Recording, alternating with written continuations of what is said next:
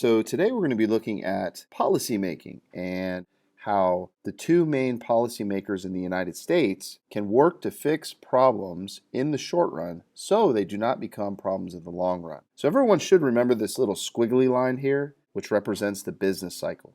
The business cycle represents fluctuations in the U.S. economy, where the economy is working toward either an expansionary period or a contractionary period.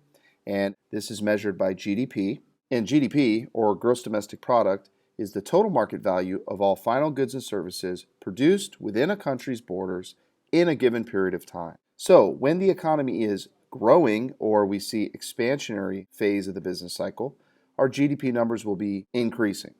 When the economy is experiencing a contractionary phase, GDP will be decreasing. So again, who has the power to interrupt short-term fluctuations, whether they be contractionary or highly expansionary? Again, who's responsible for fixing problems in the macroeconomy? The two policymakers are the Federal Reserve and the U.S. federal government. So, how does the Federal Reserve fix problems? Well, they use what is referred to as monetary policy. And really, they have three tools at their disposal to affect the major macroeconomy. One, they can engage in open market operations. The second tool at the Federal Reserve's disposal is to adjust the required reserve ratio. Now, this is a less typically used action, but in the theory or logic of macroeconomics, we need to know that they can adjust this. And of course, the third thing that the Federal Reserve can change are interest rates. Now, we do have a graph for the Federal Reserve. It is referred to as the money market graph, and this graph shows us the decisions of the Federal Reserve to either expand or contract money in the banking system. And as a result, we can look at the impact of the Federal Reserve's actions on aggregate demand and subsequently on long-run economic growth. So the money market graph illustrates to us the Federal Reserve's control of the money supply. Now, I have a whole bunch of videos on this already, so I'm not going to go too in detail on this, but the money supply curve is inelastic as a result of the Federal Reserve's control of the money supply at any given time. There is a money demand curve, which represents people's preference for money in its most liquid form. And there is an inverse relationship between that and the price of money or interest rates. At any rate, if the Federal Reserve is looking to expand the money supply, they will increase the amount of money in the banking system, thus shifting the money supply curve to the right. And you can see in this action, it would bring down interest rates in the overall banking system, making money more accessible and credit more accessible to borrowers. Now, the Federal Reserve, when they work to contract the economy, would shift the money supply curve to the left or vacuum money out of the banking system. The impact of this on interest rates would be to increase them within the banking system, making this a better climate for saving versus borrowing. Now let's look at this table down here at the bottom and see what the action is and the result of the monetary policy on interest rates, the effect on aggregate demand, and then long-run economic growth. So first of all, if the Fed wants to adopt expansionary monetary policy, they would buy bonds. By buying bonds, they're going to lower the interest rate in the banking system.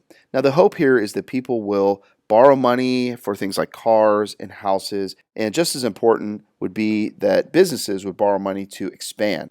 Now, the effect on aggregate demand here would be to increase AD. What they're really trying to affect here is the consumption spending or investment spending. If investment spending increases and Amazon does indeed build another factory, well, that's going to increase potential output.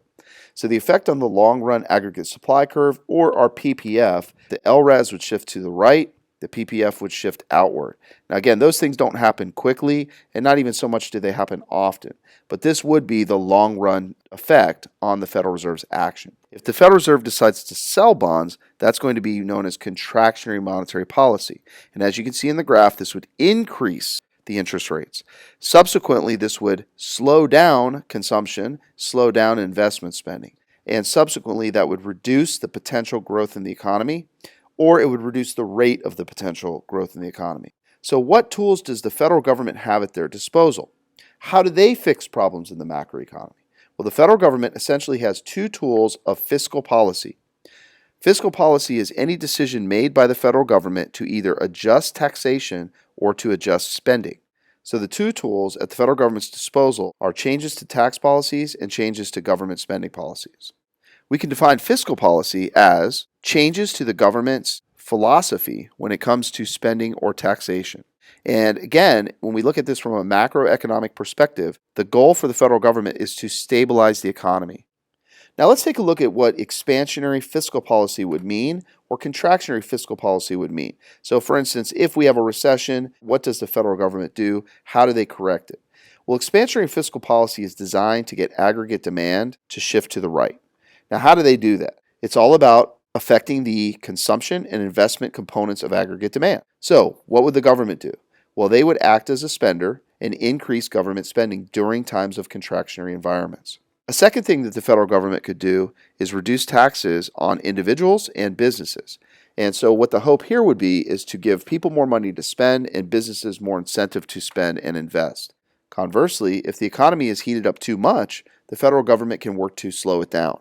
And so what they would adopt is what's known as contractionary fiscal policy. Contractionary fiscal policy would be the opposite of what we saw with the expansionary. They would reduce spending to eliminate an inflationary gap or potential speculation in the economy. And then they would also raise taxes. And what this would do is it would reduce the amount of money that people have and or businesses have access to. And so increase taxes, reduce spending, that's going to slow the economy, potentially from an inflationary gap back to long-run equilibrium. So to sum it up, let's take a look at how fiscal policy influences aggregate demand. Okay, so expansionary fiscal policy, the government is going to work to increase spending and reduce taxes. And again, the hope here is to increase the G component of aggregate demand as well as the consumer and investment portions of aggregate demand, subsequently shifting AD to the right. And conversely, contractionary economy, the government would decrease spending, or the G component of AD, and increase taxes on the consumers and businesses, which would reduce their ability to spend money in the economy. And the goal here is to slow down or pump the brakes on a fast-moving economy. Okay, that ends this video, and the next video we will look at is how the government specifically can adjust tax policies within the economy and the different types of tax structures.